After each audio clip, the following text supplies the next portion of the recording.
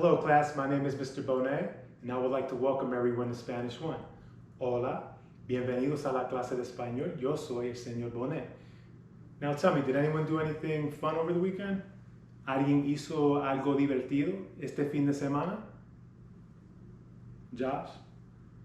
Stayed home, played some PlayStation? Okay, cool. Well, I know from the emails that we got back from you guys that Amy went out to Wildwood with her family, walked the boardwalk, had some fun, okay, got on the rides. That's always a fun time. Anyone else want to share? No? Well, let's try to make this lesson fun. We'll try to make this lesson a fun one. In today's lesson, we're going to be talking about cognates. En la lección de hoy, vamos a aprender acerca de los cognados. And at the end of the lesson, we're going to be able to use cognates to interpret or understand a short story in Spanish. Now, I know some of you may be thinking, how am I supposed to do that? I really don't know any Spanish yet. But I'm going to tell you that you know more Spanish than you think you know. Each one of us already, right now, knows a long list of Spanish words just by knowing English.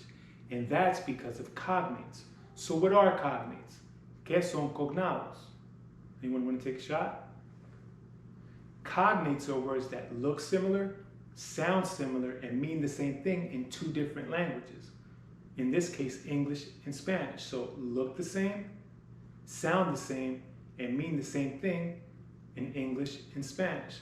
So anyone know why certain words mean the same, look the same, sound the same in English and Spanish? You can give it a shot. Because English and Spanish are related. They were born together. They both come from the same mother language, which is Latin. So just like in a human family where you can have siblings that are identical, you can have siblings that are not identical, but if you hang around them long enough, you'll start to see that they're really similar to each other. Same thing with cognates. Some cognates are going to look exactly in Spanish and English, spelled the same way. The only thing different is going to be the way you pronounce them. And some cognates are going to look very similar, not identical. And we'll take a look at some examples. But right now, I want us to do a quick warm-up exercise just to get the brain going.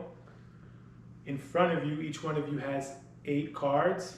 I want you to break up in teams of 2 and solve the puzzle by matching the picture with the word on the card. It's going to take us a couple minutes. You may have to move it around a little bit, but it should be fun. And after we're done, we'll break it down. You two got 2. You two could, yep. Amy, if you don't have a partner, you could come right up and we can do it together. All right. Anything here stand out, look like, sound like? Anything that you know? Right here? Computer? Okay. This one's obvious. It's spelled in English the same way it's spelled in Spanish.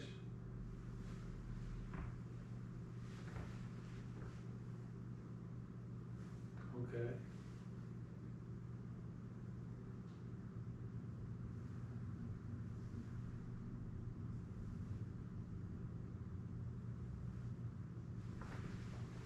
All right, how we do, guys? Not that bad, right? A little tricky when we had to match up the words that were on the side, were written sideways with the pictures. But we were able to do it because words popped out at us. We recognized that they looked similar and sounded similar. And they mean the same thing as well. So let's break the words down. Immediately, right here. If we phonetically pronounce it in English, computadora. Sounds like computer, looks like computer. We mash it up. In Spanish, it's pronounced computadora. Right here, this one's obvious. It's spelled exactly in Spanish how it is in English, with the exception of the accent mark on top of the A. Karate, pronounced karate in Spanish. This one here, garage. Sounds like garage, pretty obvious. This one here, hamburgu or hamburguesa, looks and sounds like hamburger. In Spanish, it's pronounced hamburguesa. Take a shot at this one right here. Circulo. Circle. Sounds just like circle. Looks very similar to circle. Match it up with the circle. This one here doesn't pop out at you as looking like anything, but let's sound it out. Ball. Baseball. Down here we have family. In Spanish is pronounced familia. And this one here is an exact cognate as well, just like karate. It's spelled the same way as it is in English as it is in Spanish. In Spanish, the correct pronunciation is cereal. Over here we have the elephant, elefante. In Spanish, elefante. And this one pops up, jumps out at us immediately. Alarm, we know that it's an alarm. Now we're going to jump into some more examples of some cognates, some exact cognates, some that look very similar. I'm going to try to switch it up just a little bit.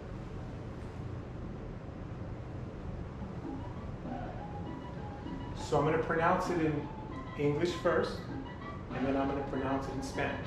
Here we go. Animal, animal. Capital, capital. Total, total. Solar, solar. Hospital, hospital. Original, original. Metal, metal. Legal, legal. Karate, karate. Debate, debate. Volleyball, voleibol. Cauliflower, coliflor. Different, diferente. Intelligent, inteligente. Curious, curioso. Famous, famoso. Map, mapa. Plant, planta. Solid, sólido. Zoo, zoológico. To study, estudiar. Now let's repeat it. Wait for the beat to drop. Animal, animal. Capital, capital. Total, total. Solar, solar. Hospital, hospital. Original, original. Metal, metal. Legal, legal. Karate, karate. Debate, debate. Volleyball, voleibol. Cauliflower, coliflor. Different, diferente. Intelligent, inteligente. Curious, curioso. Famous, famoso. Map, mapa. Plant, planta. Solid, sólido. Zoo, zoológico. To study, estudiar. All right. So what do we notice here? Exact cognates, spelled exactly in English as they are in Spanish, with the exception being in the pronunciation. It's up to here that we start to see some differences, some slight changes, but they're very similar. Volleyball, voleibol. In the pronunciation, when you sound it out, you'll see how similar they are. So right now, we're going to do a quick exercise.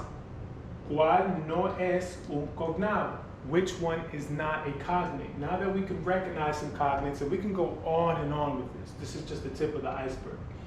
There are thousands of words that are cognates in English and Spanish. And you probably know several hundred of them. So, but for now, the key here is don't worry about making mistakes. If you see anything that looks like or sounds like anything that you may know, call it out. This is the time to make mistakes. This is where you're going to build your vocabulary. This is the time. So jump out. Anything pops out, just give me a go, and I'll underline it. All right. So we're going to work on number one.